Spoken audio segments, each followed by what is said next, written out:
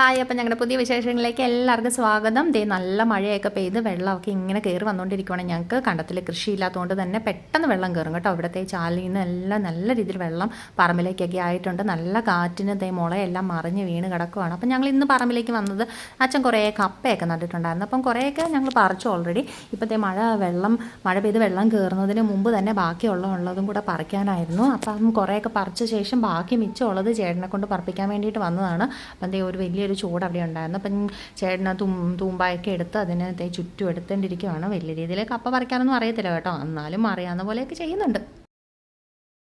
കാത്തുക്കുട്ടനാണ് അച്ഛൻ എന്താണ് ഈ കാണിക്കുന്നതെന്ന് ചോദിച്ചുകൊണ്ട് അത്ഭുതപ്പെട്ട് നിൽപ്പുണ്ടായിരുന്നു കേട്ടോ. അതിനിടയ്ക്ക് അമ്മ അവിടെ ഇരുന്ന് പറമ്പിലുള്ള സാധനങ്ങളൊക്കെ ഒന്ന് ക്ലീൻ ആക്കിയൊക്കെ വെച്ച് വെള്ളം കയറുമ്പോഴത്തേക്കും ഒന്നും പോകാതിരിക്കാൻ വേണ്ടിയിട്ട് എല്ലായിടത്തും പൊക്കിയൊക്കെ വെച്ചു. ദേ നോക്കിയപ്പോഴത്തേക്കും കുറേ ദിവസത്തേക്ക്